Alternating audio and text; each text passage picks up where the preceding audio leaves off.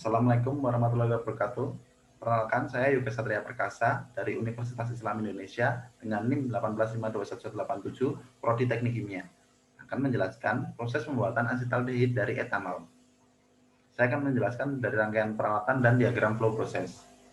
Untuk rangkaian peralatan ada filter yang berfungsi untuk menyaring dari udara kotor. Kompresor berfungsi untuk menaikkan tekanan. Tank berfungsi untuk penyimpanan cairan dan gas. Vaporizer berfungsi untuk menguapkan cairan, separator untuk memisahkan uap dan cairan, furnace berfungsi untuk menaikkan suhu yang cukup tinggi, reaktor feedback multitube yaitu untuk reaksi dengan fasa gas dan gas, quencher berfungsi untuk pendinginan yang cukup tinggi suhunya, cooler berfungsi untuk pendinginan, absorber berfungsi untuk peningkatan produk samping untuk dipisahkan dengan produk utama. Valve berfungsi untuk penurunan tekanan, menara distilasi berfungsi untuk pemisahan cairan berdasarkan titik-titik. Selanjutnya saya akan menjelaskan tentang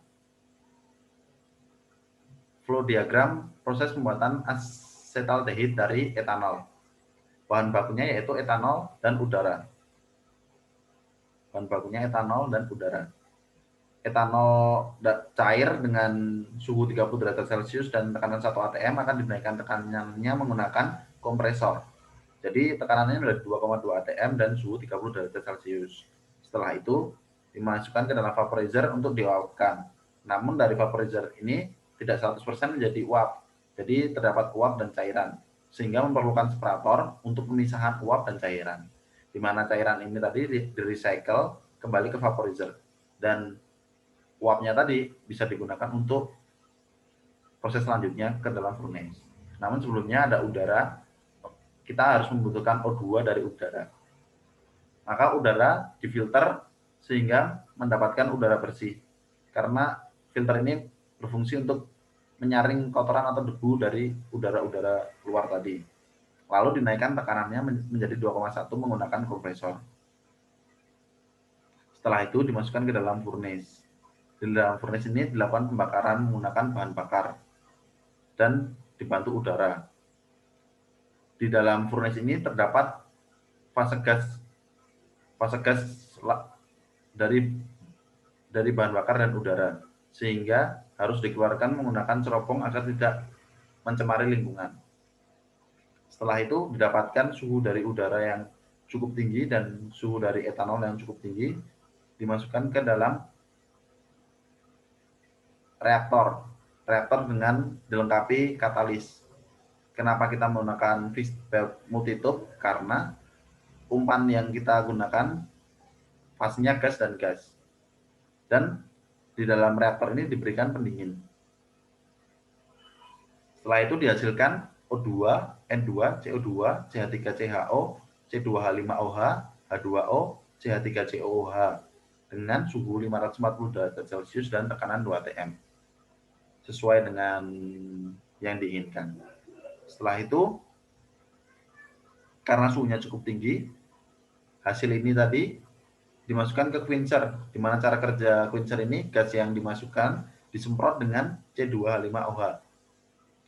Karena suhunya sangat tinggi, keluaran dari quencher tadi cukup menurunkan suhu, namun suhu tetap tinggi. Untuk memaksimalkan penurunan suhu, kita menggunakan cooler untuk pendinginan selanjutnya. Setelah didinginkan dengan cooler, maka kita menggunakan absorber untuk pemisahan produk samping dan produk utama. Di mana cara kerja absorber tersebut yaitu pengikatan produk samping dan dipisahkan dari produk utama. Sehingga didapatkan produk samping O2, N2, CO2, CH3CHO yang sangat sedikit. Dan produk utama yaitu CH3CHO, C2H5OH, H2O, dan CH3COOH. Selanjutnya, CH3CHO sebagai A, C2H5OH sebagai B, H2O sebagai C, dan CH3COOH sebagai D akan masuk ke dalam menara distilasi 1.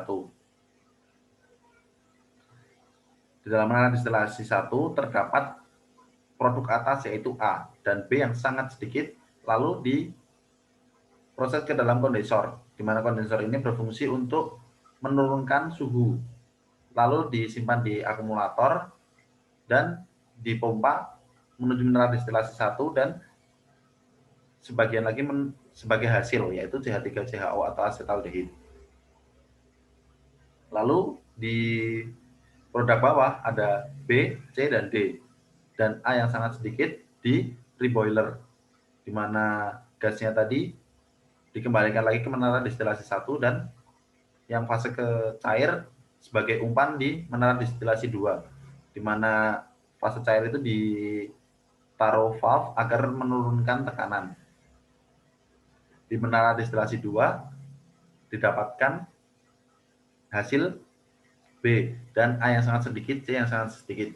B ini adalah etanol, di mana etanol itu didinginkan menggunakan kondenser seperti di menara destilasi 1 dan disimpan ke akumulator, lalu dipompa, yang sebagian dimasukkan ke dalam menara destilasi 2 dan sebagian diproses kembali ke G, H, dan C, di mana G dimasukkan ke cleanser, H dimasukkan ke absorber, dan C dikembalikan lagi ke vaporizer.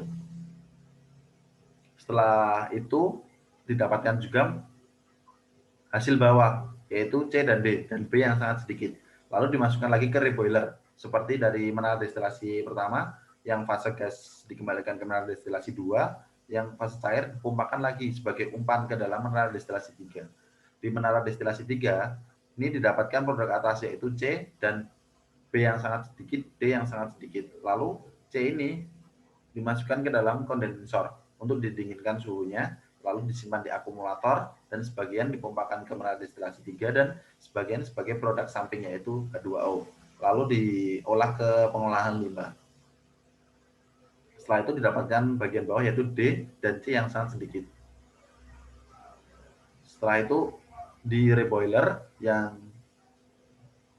fase gas dikembalikan ke menara destilasi 3 dan fase cair disimpan sebagai produk samping, di mana CH3COOH ini bisa digunakan di pabrik-pabrik lain yang membutuhkan.